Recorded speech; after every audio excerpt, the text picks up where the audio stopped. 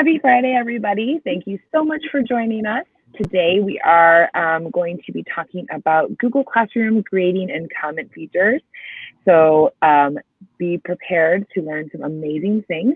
The amazing Megan Damrell is with us. So Megan, I will turn it over to you. Right, thank you. Hi, everyone. My name is Megan Damrell. I am the Digital Integration Specialist at Dickinson. And I've been at Dickinson for 11 years, and this is my 18th year of teaching, so which is kind of bananas. So today I want to talk with y'all about just Google Classroom and some of the different types of commenting features and some of those commenting features that are there within the gradebook. And just some different ways you can use them to help you connect with your kids and create a back and forth workflow with those students. So essentially in Google Classroom, we have three different types of comments. We have public comments that are open to all of our students and that all of our students can see and respond to.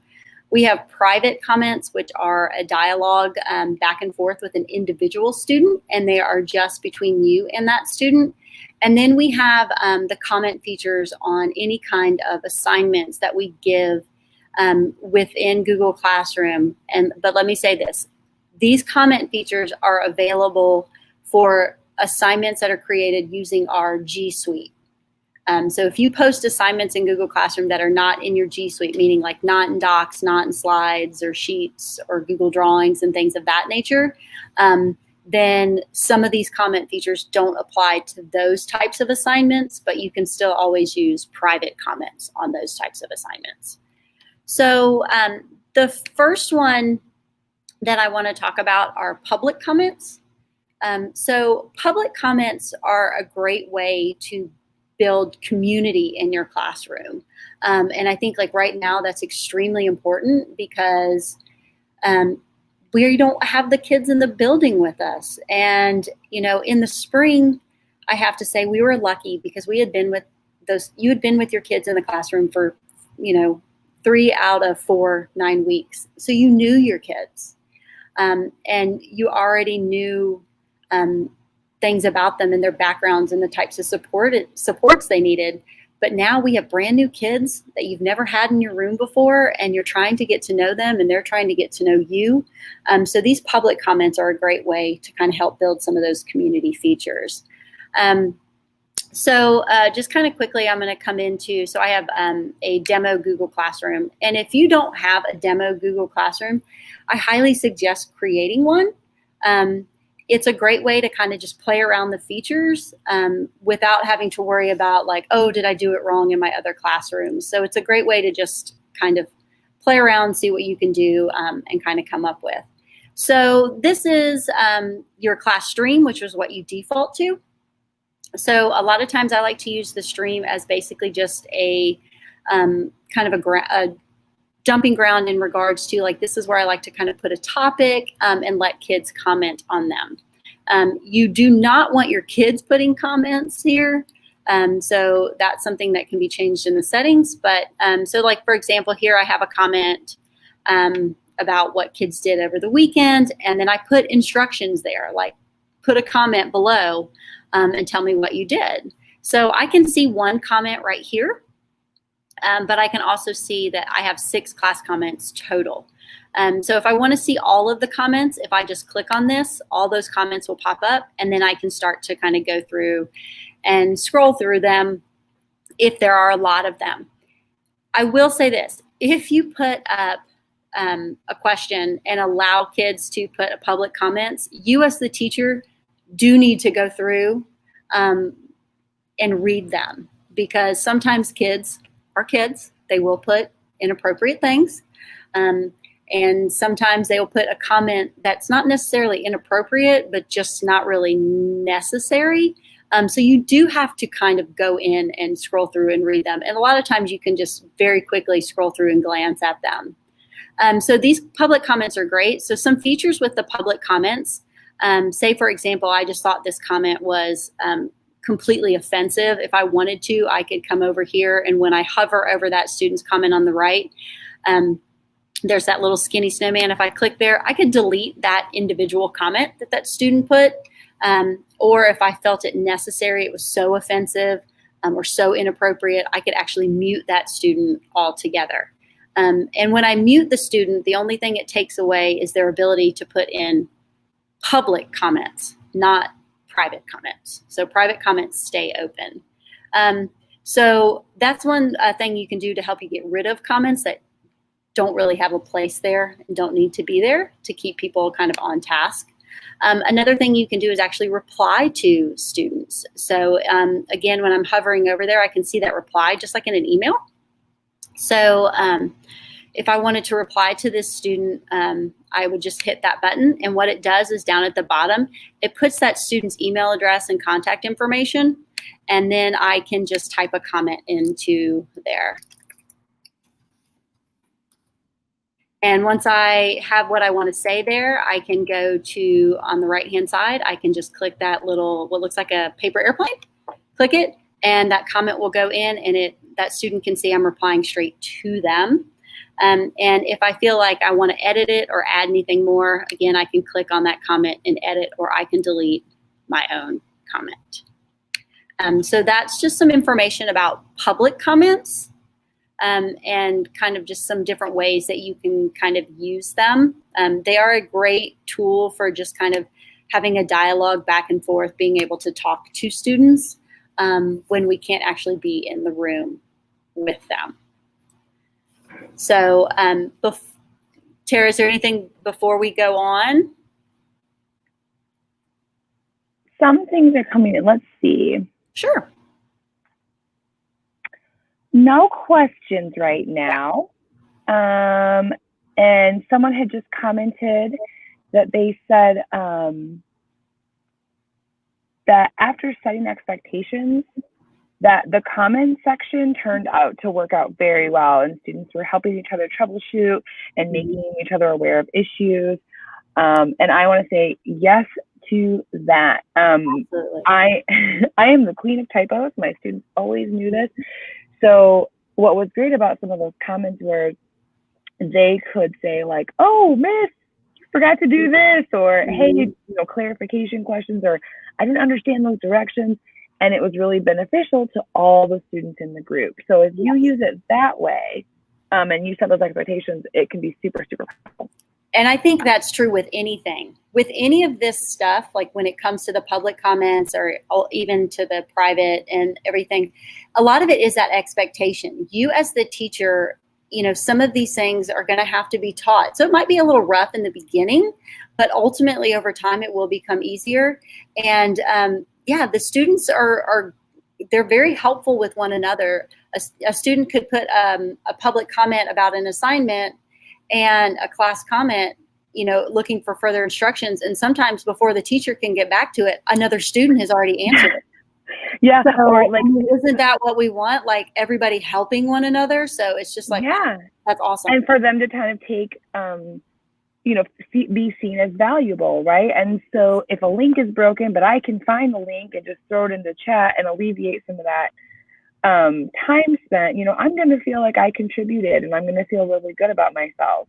And it's not just coming from the teacher. Yeah, absolutely. I mean, and go ahead. Yeah, I would just say also too, along with the expectations, we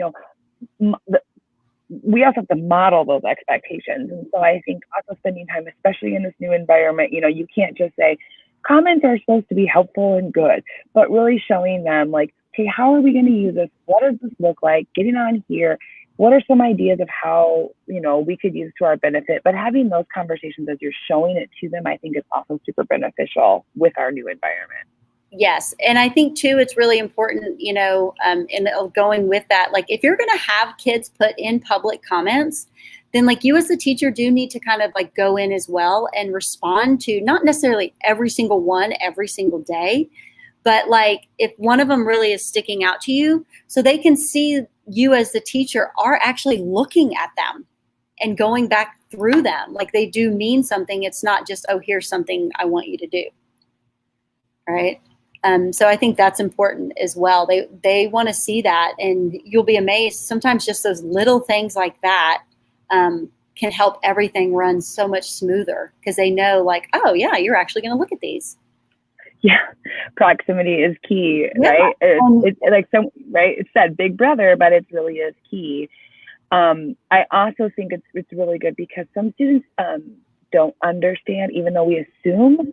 So, especially at our secondary level, like we assume that these kids, oh, they've done this, they've grown up with Google, they totally know. They may not know the difference between a private comment and a public comment. And so they may write something there that they should not be to you. Yeah. And especially at this age, they're very concerned about how others view them. They're very self-conscious. So that's another part of it. And if a student puts in an inappropriate comment, the minute you see it, you want to delete it. And then I would reach out to that individual student via email and say, hey, I noticed this comment. Well, and let me stop that. Let me say this first. If I notice a student puts an inappropriate comment in, typically the first thing I do is screenshot it before I delete it. So the student can't deny that they ever did it. So I normally will screenshot it and then I will delete the comment and then I'll email and reach out to the student and be like, hey, I saw this comment. Just so you know, this is not appropriate for a school environment. And I try not to just take away their access immediately, but try to let them know, like, this is not okay. This is the expectation. Then if it continues, then I just completely mute them to where they don't have that public access anymore.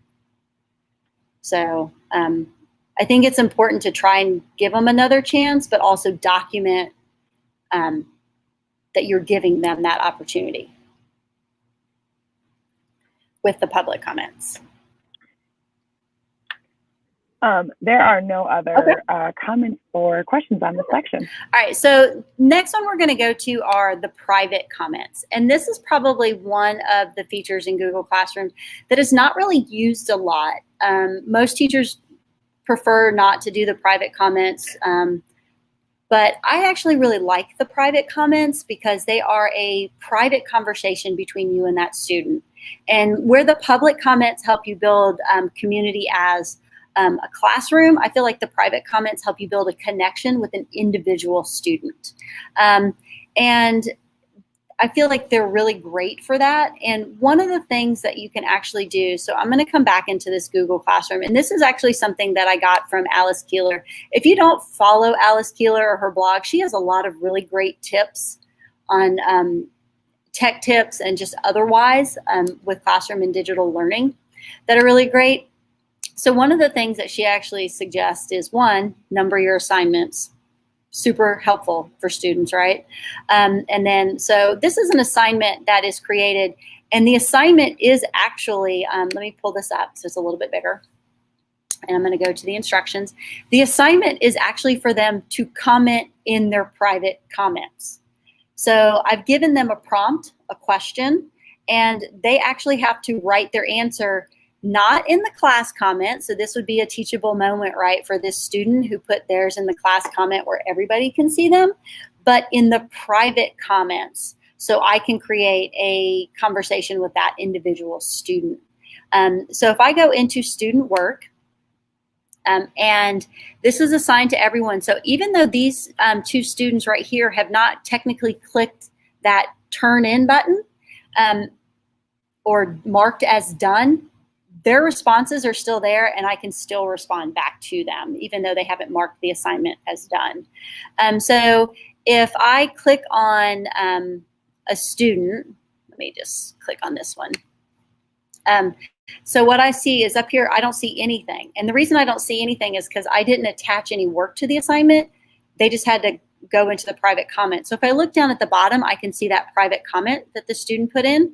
And then I have the ability to respond back to that student. So I can add a private comment that goes straight to that student. Only she will see that comment. And then it helps me create a dialogue back and forth with that student. So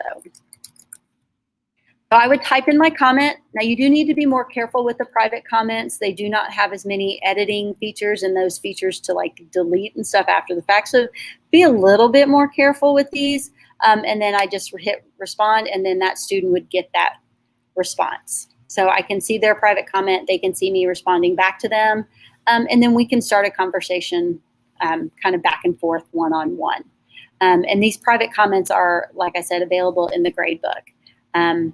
So you can see that dialogue back and forth where you could have an individual conversation with a student. And there are, you'll ultimately get all these resources, but there is, this is a great short video for how to filter all those private comments into a folder in your email.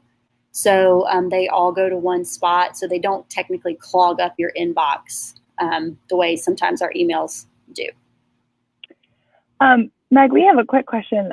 Someone had said about what happens when you delete comments. Is there any way that they're still visible, or can you get them back, basically? No, not that I am aware of, which is why I was saying earlier, if I have a student who put something in that's inappropriate, that's why I screenshot it first.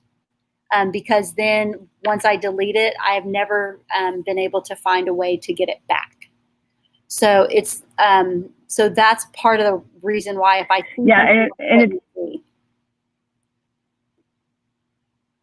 go ahead. Yeah, and I know that it's interesting because in Google only certain things are delete forever, and very rarely are things delete forever. But I believe that this is one of those things that once it's gone, it's gone. So just take a screenshot. You know, I've never found a way to recover anything that's been deleted. I haven't either. And if Megan hasn't, yeah, I would say just take a screenshot. There is a question about, can you explain one more time about how you can have students get private comments without an assignment? Sure. Well, it is an assignment. So what I did, let me go back here into that classroom. So this actually is an assignment. So the instructions, like if you notice that icon, so what you can do is actually when you're in your classwork and you create the assignment, you would put the title, all right?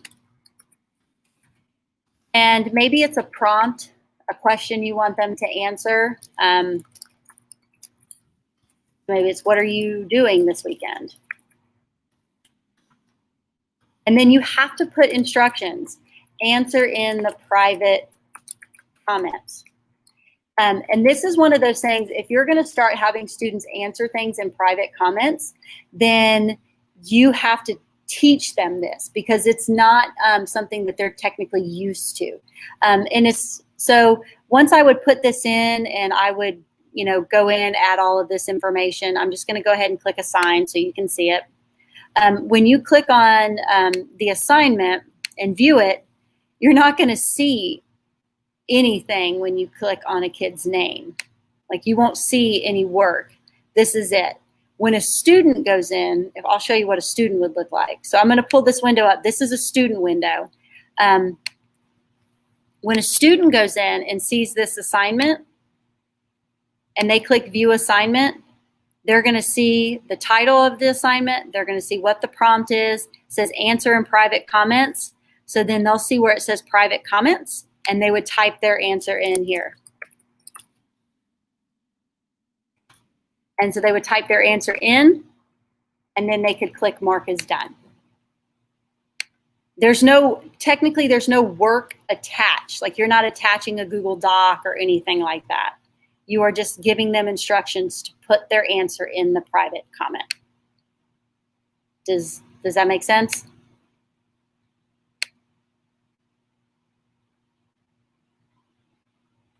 Yeah, I think you answered it. Okay. And someone had shared, Jarvis Edison had shared that he believes that there's a setting for deleted items. Oh, okay. And so I'm going to go check that out real quick while you present the next section and see if it will show comments. Yeah, because Nate Middleton had said that was possibly just for assignments and materials. So I'm going to go check that out while you guys listen to Megan in her next section, and I'll be on when she does her next break, okay? Perfect. All right, so the next thing I want to talk about are the comment features within the gradebook. So Google Classroom's grading system has improved so much over the past, 5 and 6 years. And it has got so many great features that make grading work that you create, especially within the G Suite, Super simple and easy to do. There's a lot of little shortcuts and hacks and things of that nature. And I just want to say, when you are creating assignments for students, it's really important that we are not just commenting on their work when they're actually finished with it, but we actually want to comment on their work when they're actually still working on it. So we want to kind of, teachers wear many hats, right? So another one would kind of be like their editor. So if they're writing a paper, we don't want to just read it when it's finished. We want to look at it, when it's in the outline stage, when it's in the rough draft stage, when it's in the second rough draft stage. And we want to constantly be able to go in and help give the students feedback to help them create the best possible product that they can. So it's not just, here's how you can do it, get it done, and then I'll put a grade on it at the end. So in Google Classroom, when you have an assignment for students, I cannot stress this enough. If you have an assignment and the expectation is that they're going to get a Google Doc or a slide or a Google drawing, and they have to do work in those, do yourself a favor and go ahead, when you create the assignment, go ahead and make sure that you put just a blank template for them in the assignment. So for example, if I were to create an assignment, go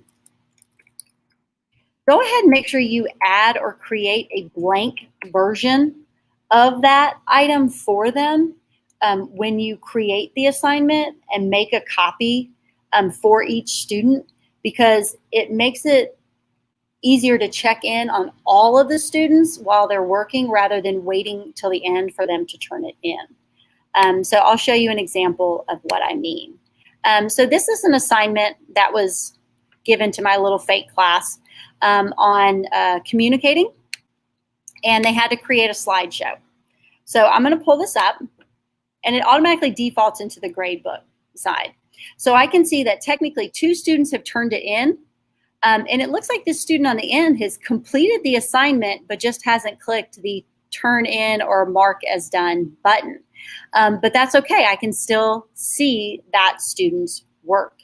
So I'm going to click on this student's assignment right here.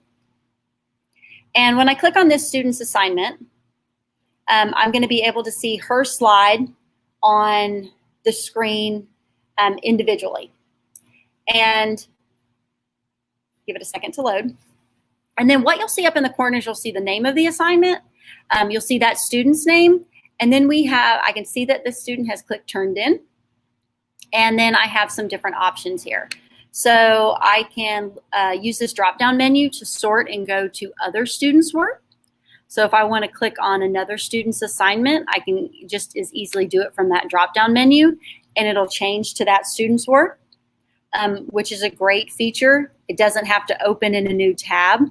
So I can scroll through names here, and I can sort the names in this drop-down menu by first name, last name, or just by the status, meaning who has completed it and turned it in and who is still working on it.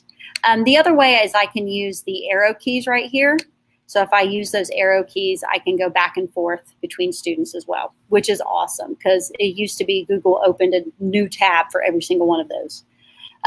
So then over here on the right, I have some different features that, I'm going to delete this really quick, sorry. I have some different things over here on the right, so I can see the student's name, where I put the grade, and I can add a private comment on the student's work right here if I wanted to. So this is great, but what I really want to show you is right here, which is the comment bank. So the comment bank is basically a place where you can put commonly used comments, and it will carry over from one of your Google Classrooms to all of your Google Classrooms. And so the things that you constantly are saying to students, you can put in your comment bank, and then you have easy access to them. So you only have to type them once and not type them every single time. So there's the easiest way to add comments into your comment bank is you can just click this little where it says add to bank, and this pop-up box will come up. And you can type stuff in.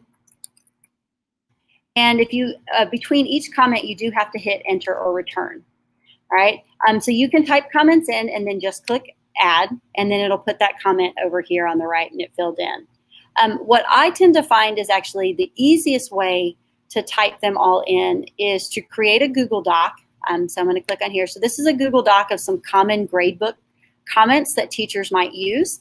And I just type them in a Google Doc, and then I can save this Google Doc and have it year after year. And then I just use my shortcut keys. So I'm going to copy. And then if I come back into the assignment and if I add to the bank, and then I'm going to paste, so Command V.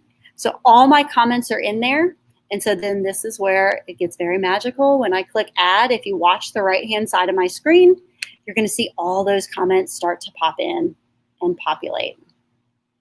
So I have all of these comments now just at my fingertips, which is awesome.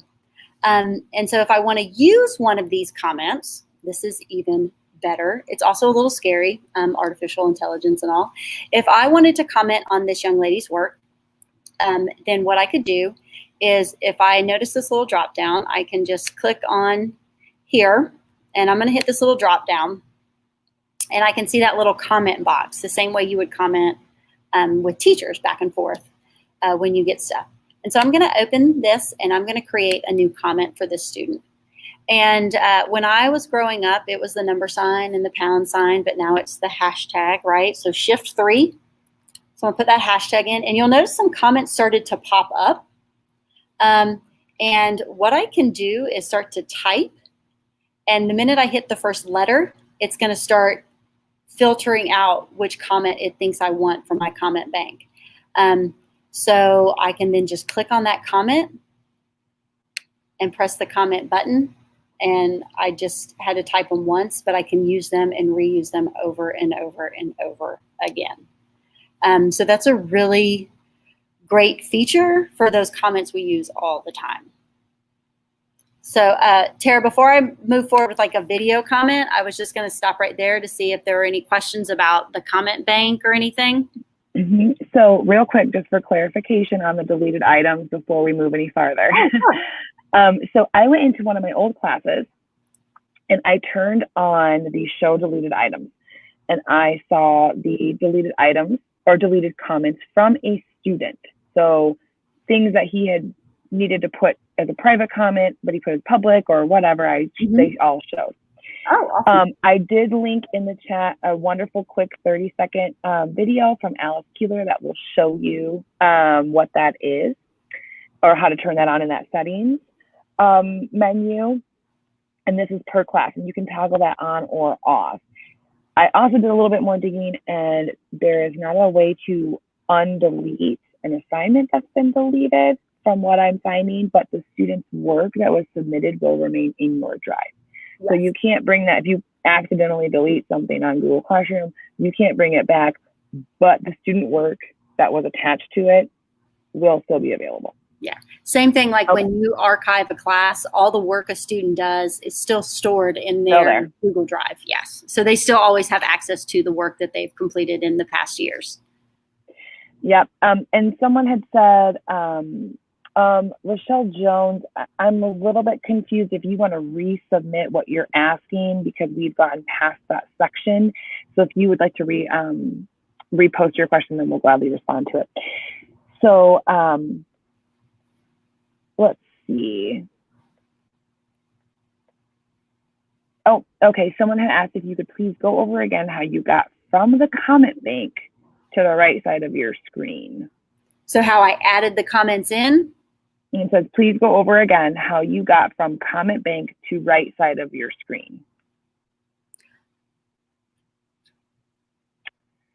So maybe just how you accessed the comment bank, because we pull that up. Okay. Yeah. So when you when you click on a student's assignment, so let me close this. I'm going to close this assignment and pull it back up.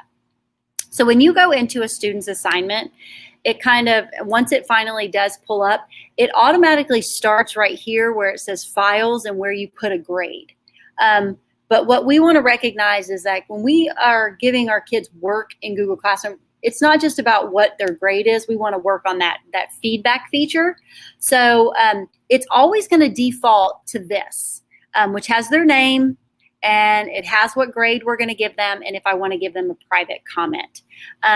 If I want to add comments to their work, directly underneath there to get to the comment bank, if I see that little like talking bubble, the little, if I click on that, kind of looks like one of those cartoon bubbles, right? You know, if I click that, that's when I can get to my comment bank. Now, I will say this, if you have never added a comment to your comment bank will be completely blank. Like you will have no comments stored there. You have to input the comments that you want to store in your Google Classrooms. And so that's where you can hit that plus sign to add them to the bank. And that's where I was saying, normally I just have mine in a Google Doc and I copy and paste them all in there. And in the resources I have for you, so the slideshow I made has a bunch of videos and stuff to help you go back and remember how to do some of these things. But I also have a link to this Common Gradebook Comments. So you can have a copy of that, and then you can choose to edit it however you want to copy and paste these comments into your Google Classroom comment bank. Does that answer the question? That was actually the next question that someone was going to ask, and there's one more. Okay. Again, there is not a set. These are comments that you use for your students. Like I would keep in the comment bank, you know, kind of these longer explanations that I got kind of like it was too much to type all the time, but I wanted to have that same idea when I was giving feedback to my students. You know, so these are things that I would use with my particular classes. So they are editable. They are what you want to make them. It's not like in Power School or a Unified Classroom where they have that kind of set list. These are blank. You make them with, like, Megan has emojis. You create them 100% the way you want to create them, and they can be specific to your subject. Exactly. So if I'm a writing teacher, I might have a lot of comments that maybe a math teacher wouldn't need. And it's one of those things too, you can work with your curriculum teams and y'all can come up with a comment bank together and just share them. Yep.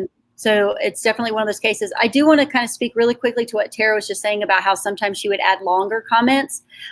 So when you have comments in the comment bank, that doesn't mean those are the only comments you can use. You can still add other ones, but a nice feature, so Tara, was saying that sometimes when she would add a comment in, that it would be really long. So if I'm sitting there and I have this really long comment, and I get it and I type it in and then I press comment. When I'm done with that comment, if I'm like, man, that's a really great comment, I really need to keep track of that.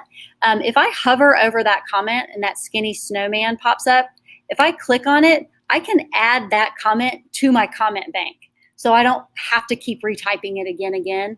I can then, and once it's in my comment bank, if maybe I typed in the student's name, I can back their name out and I can make it to where it's usable for all of my students, not just that specific student. So if I put that in there, I can add it. And you can edit every single one of those comments. You know, these are things like I found myself writing like, please refer back to the the instructions. And, you know, you don't want to keep writing that. Like if you're doing this as a form of feedback and it's the first draft, right, your students need to like figure out, okay, what direction do they need to go again? Or how do they, like, you know, where do they go from here? You find yourself making those same comments over and over again. Absolutely. And I think, you know, so if you're making those same things over and over again, like you can, and you make it one time and you're like, oh man, that's a really, you know, that's a sheer moment of brilliance on my behalf. Let me add that to my comment bank. I'm a genius, right?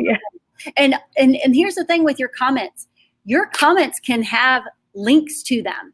So you can put links in your comments to different websites and to videos like, hey, watch this video and maybe rethink about this part of what you're doing. The comments don't just have to be, you know, just words. You can put links in there as well, which makes those comments even more powerful for helping our students create their best possible work. So I think that's really great. And I also want to say, I think especially those common classes that have common grading key, or I should say feedback and grading keys, like if you are in an English class and you have writing portfolios and everyone knows that AWK means AWK, like awkward, right. You know, those are things too that you guys can work on together as a set group. Before I move on, there are some questions, or I should say comments, about seeing students work in the process as they work through it. So to clarify, there's been a couple comments, and Meg, I'll just clarify since you can't see all the comments, but there are two different ways that you can see students in the moment working on their documents in Google Classroom. And that would be if you post something to them, like Megan said, you create any kind of doc or Google, whether it be slide or any kind of thing that you attach to it with a Google app or a Google Doc product. If you make a copy for each student, then you automatically get sharing rights. That's why it takes a little bit longer for that assignment to post, because as it's automatically creating copies for each student, it's also then syncing, creating the naming convention, and then also sharing the rights with you. So you can go into the grading side and you can jump onto that document as that student's working. Yes. So the other way. Yeah, I'm sorry, go ahead. No. Oh, go ahead. Yeah, I was going to say, so like when you're creating your assignment, like going with that, if you know that you want them to write a paragraph, then go ahead and give them that blank Google Doc. It doesn't have to have anything on it, but at least that way you can see it when it's in process. If you have it to where you're creating an assignment and want them to write a paragraph and they have to go to Docs themselves and then they have to link it and upload it on their end, then you have no idea how their work is going during the process. You only get to see it when it's finished. Yeah, unless they open those sharing settings with you then. And that's a whole nother step. So what I would say is you can teach them how to do that. Or if a kid's working, and you already have that process set up and it's working for you, cool. What I found to be the easiest was just attaching like a document that I named, so that I knew that as I made a copy for each student, I would see their first name, and then it would be the title that I want it to be. Yeah, exactly. Because I was really tired. Naming convention, because half the times when kids, let's be real, half the time when kids go in and they start a new doc, they don't even think about, I need to give it a title. Half of the stuff in their Google Drive is untitled. Yes. Or you have the little, my favorites who are always like, this dumb assignment, Yeah. I mean, exactly. Yeah, right? Exactly. Like, this like, here's your dumb work, right? Exactly. Stupid you don't want those kinds of things, right? We're teaching them how to be engaged and how to present their best selves and how to be digital citizens, so that naming convention also helps them. Yeah. But yeah, so there are ways around that you can check that in progress, but the easiest step would be just to make a copy for each student. And so this is a perfect example. So this is a student that I pulled up, and you don't see anything on her Google slide because she didn't do anything. Nothing. So there's no work there. So I can immediately start to comment on, do you need help? Like here, I could say, I can add a comment. So again, I'm just hitting that hashtag, right? The number sign. I can send a comment. Email me if you have questions. I can send her a comment like that. And so when she clicks on it when she finally decides, I got to do that assignment, she'll see that there waiting for her. Like she knows I have been looking in on her work, and she knows, oh my gosh, she's actually like watching, trying to see what I'm doing. And she wants me to reach out to her if I have any questions or if I need help with anything. And the other thing too is you can check the version history. So as soon as that gets created, you get the version history from the moment that document is created. So when your student says, no, I've been working on this all week, and it's, you see them all of a sudden copy and paste at 10:59 p.m. an entire document, you could have a conversation with them. Yes, exactly. Another thing you can do, so I really love the comment bank feature. I love the ability to comment on students' work. One thing I would, I wish with this is we did have the ability to video conference, like with kids when they have an assignment working, or to give them comments.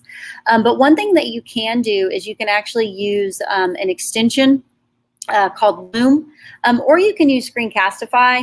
but I find that Loom works a little faster in this situation.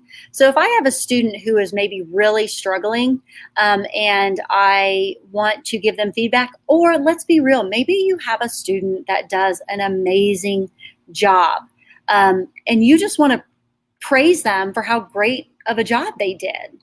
And let them see that, because we need to give accolades to those students who are doing great too, not just the ones who need help. Something you can do is when you have their assignment pulled up, one thing I like to do is hide the side panel. So all they can see is their work on the screen. And then I use this little Loom extension, which is just a screen recording, video recording thing. And normally, if I had had students in my classroom all year, I would probably just do this with my voice. But because they don't really know my face yet, I'm going to put my face on the screen too. And basically what I'm going to do is I'm just going to start recording the screen and the camera and go through all those share settings.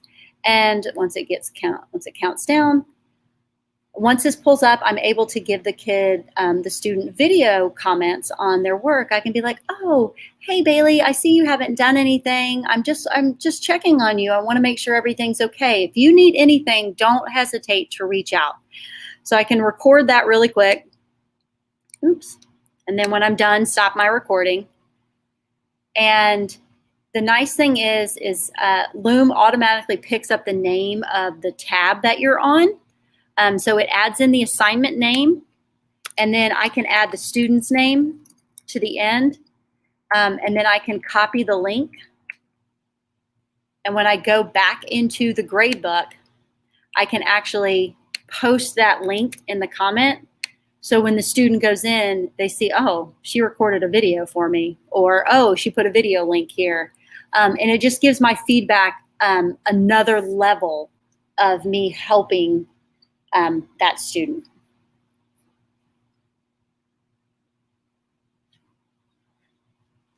Meg, do you know real quick if you can put images into the comments? I have only done emojis a bit. Yeah, I have tried to put images into the comments, like with like a Bitmoji, you know, like you can sometimes use like a Bitmoji, like a sticker, if you're just in a Google, you know. So, and I have not been able to get an image into it as of right now. Now, you could potentially just click and put it on the student's work itself, but not necessarily in the comment box. Or even like if you guys read a lot of like Matt Miller with that textbook, you know, that gray space around the slide is the most underutilized space. So you could even throw an image on that gray space. So you're not on the student work, but perhaps it's just next to it. That's another way that you can comment. It won't like send an email or a notification to your student, but if you're in the process of providing feedback and you're working through this process together and they're reviewing their work, then they will, they can see that. I think you have to do the, I don't think you can do the extension. So I got to do it. So what I did is I just went to, like, I have the Bitmoji extension. So I just copied a Bitmoji, and then I can just, I should just be able to paste it in on there. And then what I can do is I could just put that over on the side. So when the student would go in, they would see their work, and then there's me over there saying high five or whatever the comment would need to be, or you would want it to be. So it almost kind of works like a digital sticker, if that makes sense. Yeah. And they can see that on their screen. So you can, it's just not in the comment box itself. So that's a good question. And people are really loving that Loom that you just showed them. Yeah, it is so, I mean, I have to be honest, so many of our kids, they really struggle with just like that, just words, you know. I mean, the first thing that they do when they look at his assignment is they scroll through to see how many pages something is. So sometimes doing stuff like that and reaching out to them in a different way is great. And, you know, like I was saying earlier with like the responding to the public comments, it's not necessarily something you want to put on every single individual's, but you may say, okay, like with this first project, I'm going to make sure these 10 students get a video, and the next time I'm going to do a different 10, or you kind of use it as it's needed. But it's a great way to give them very personalized feedback to what they're doing to help improve things. Or maybe you do it at a certain part, you know, if you're working on something, like if you're an English teacher or maybe a science teacher and you're working through, like if they have a lab, right, and they're starting to kind of compile their data, maybe you record yourself looking through that lab and that data that they're going to submit, and you say, ooh, I don't know, because it's so much easier than to explain verbally when you're looking at a graph, maybe where some of those data point questions could be and that kind of thing. So, you know, maybe picking and choosing what assignments you do this with. Yeah, and I think too, so this is this assignment is in a Google slide. And I also think one of the most underutilized spaces in a Google slide is the speaker notes. So if you're creating an assignment for students, and you know that there's certain things that like maybe they don't know how to do, or you're just thinking, oh, are they all going to know how to do this? I always feel like err on the side of caution. Make sure you have like a short little instructional video. Or if you have certain things that you want them to reference, if you put those in the speaker notes when you create the template, when it makes a copy for each student, all that stuff in the speaker notes is available to every single student. So then they can see like, oh, she needs me to reference this, and they can click on it and go there. Or, oh, I don't know how to add a picture. I can click right here and watch a video. So the speaker notes are great too. Yeah, and the other thing too is I do love making copies, because then you can also set the font and things like that. Like if there's certain things that you want them to actually attend to in there. And, you know, I know it seems restrictive, but sometimes, you know, even that can be really overwhelming for our students. Like, where do I even begin? What do I even make this look like? And so like, if we can kind of reduce some of those things so that they can focus on the content versus just this big blank slideshow or big blank document, you know, that's going to let them focus on that content and not focus necessarily on the form. Yeah, and I want to show one other comment feature that's in, and this is like, so for example, if I was a writing teacher, let me get back in here. So this is an assignment where students have to write a paragraph. So I'm just going to click into this. And if you're a writing teacher, I would highly, I don't think we're going to have enough time, but there are rubrics that are available, and you'll get some videos on how to easily add in some rubrics. But like, let's say, for example, I click on this student's assignment, and this is in a Google Doc. I just attached a blank Google Doc, but I was able to kind of give it a naming convention, so it's not just whatever they wanted to name it. But, you know, typically when we share something in Google, we can either view it, we can comment on it, or we can edit it. When a student turns work into you, then and it's in this G Suite, and you have made a copy for each student, you actually have another type of commenting feature or viewing feature, which is suggesting. So you as the teacher, if I have a student's work here, I can actually click into that student's work and put comments. Like, don't forget to indent. And it will actually, so when I click out of this, after I finish typing in my suggestions, it'll actually turn green. So when the student goes back in to their assignment, they can see every single spot where I, as the teacher, have kind of gone in and been like, oh, don't forget about this, or maybe think about this. I really like this wording, great transition. They can basically see all these different things that I've put in on their work. So this green is kind of like the modern day red pencil that we used to get on our papers back in the day. Nobody liked that red pencil. That's why it's green now and not red. So it's green. So I do want to say that for those of you guys who are maybe in courses that are heavy with student writing submissions, this is so much faster. I know there are keyboard shortcuts for like making comments, but the problem with that is, you know, if you're doing this with 150 students and you're writing all these comments, the clicks that you have to highlight the text and then be able to make the comment box, this might be a faster system for you as well. To kind of reduce that time. Yeah, you can click anywhere in it, and you can just start typing. And after you start typing, oops. So like once it's in there, sorry, there's a little bit of delay.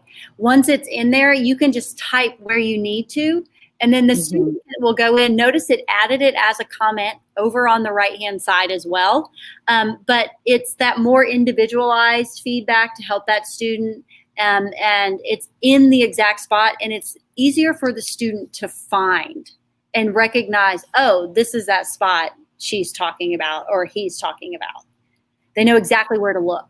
Yeah, and then choose to reject those or keep them. So even if you're doing kind of a nuts and bolts where, you know, you're like, oh, that should be a semicolon and not a comma or whatever, you know, they can just say, oh, okay. I mean, maybe you're not focusing on that right now with the submission. Maybe you're focusing on something else. And so those mechanics or something that you have no problem fixing, they'll just accept them. Yeah. Absolutely. So that's a really great commenting feature, especially for those courses that are heavy on the writing in those. And I can see that this student is actually in here right now also. So if they wanted to, they could technically like go in and resolve those issues or, you know, just leave them as they are. Because what you're giving them is you're not telling them they have to do it. You're offering them suggestions on what they can do to make their work better. Exactly. I just want to say we have, it is 2:56. So I did write a comment that if you do need a quick brain break before your next session, by all means, please go take that. This recording will be available on our YouTube channel, so you can click the subscribe button. I never thought I'd be a person who said that, but I just did. And then that's right, subscribe, press the button. And then this will be the slideshow will be available on Canvas. But I know Meg has one last amazing gift to bestow upon us. Like that, this 56 minutes that we've been together has not been enough. She's got so many more. So here we go. Are you talking about the last one or this one? The last slide. Show them the last slide. So these are just some resources. There's a great article here called Feed Forward, Not Feedback, and really talks about the wording that we as teachers should use as feedback. And is really great just because, again, we shouldn't be looking at students' work just when it's finished. We should be checking in with them throughout the entire process, right? And it's okay to let them redo it. And let them redo it again. If our goal is to help them get better, then we have to give them those opportunities to get better. So there's some resources here, that Common Gradebook, comments are there, just some classroom support. And then all of these slides, when you get these in Canvas, there are a ton of little videos that I have linked in here as just short reminders on how to do some of these things. And just some of those, and some articles and some of the value in some of those. So I really hope that you'll start to use some of these comment features to your advantage, but not just for you, but for our students right now. Yes. Thank you again for all of your time and this wonderful presentation, Megan.